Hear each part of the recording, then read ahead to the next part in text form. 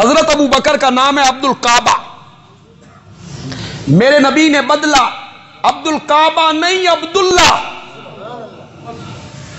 ایک صحابی آیا، چچا نے اس کے جسم کے کپڑے اتار لیے تھے، اس نے 2 کمبلیاں اوڑی ہوئی تھیں، یتیم تھا، چچا پرورش کرتا تھا،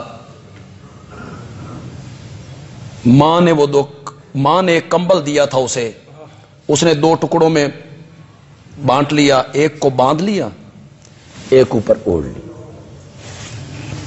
چچا نے دھکا دے دیا، یہ چلتا چلتا مدینے پہنچ گیا۔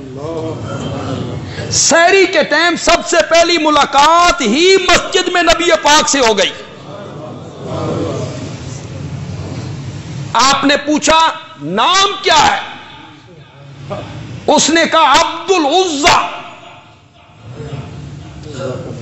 عبد العزا، عبد العزا کا ہمارے زبان میں معنی ہے پیراں دتا۔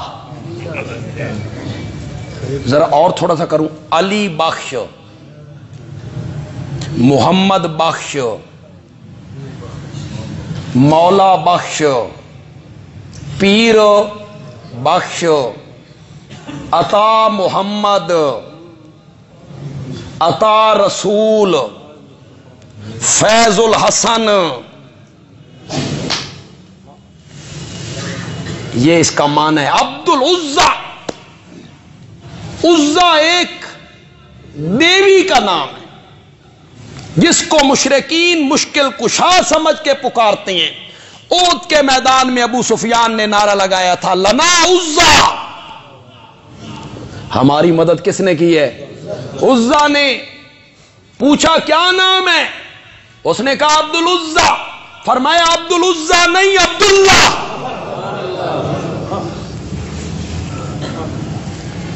پتہ نہیں کہاں سے دین سیکھ لیا ہے پاکستانیوں نے، ساڈی سمجھو باہر ہے۔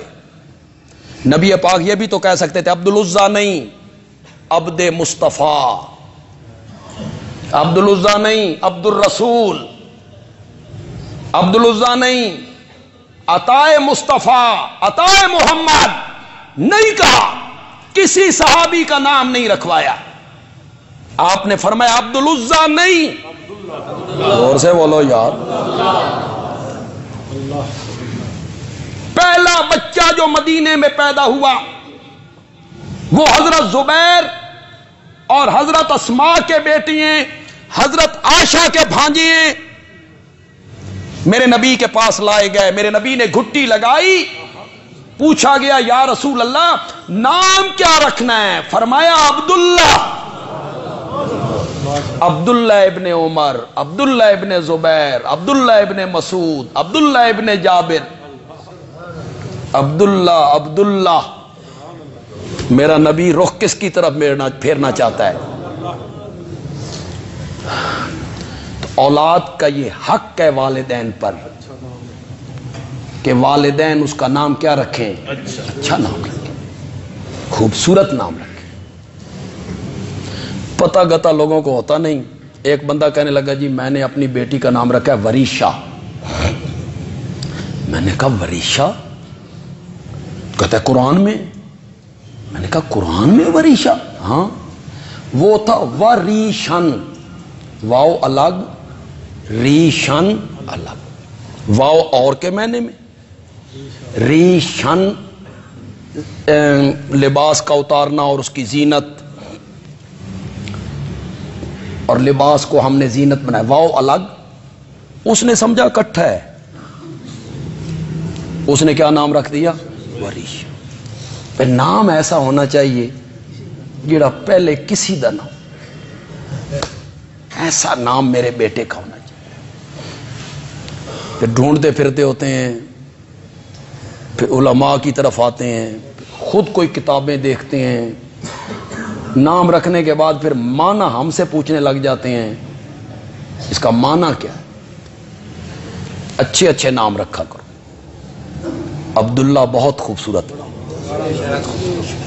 اس میں عاجزی کتنی، اس میں انکساری کتنی، اس میں تواضع کتنی ہے۔ عبداللہ، اللہ کا بندہ۔ دوسرے ناموں میں تکبر پایا گیا، شہنشاہ، شاہ جہان میں تکبر پایا جاتا. اور عبداللہ اس میں کیا ہے؟ عاجزی.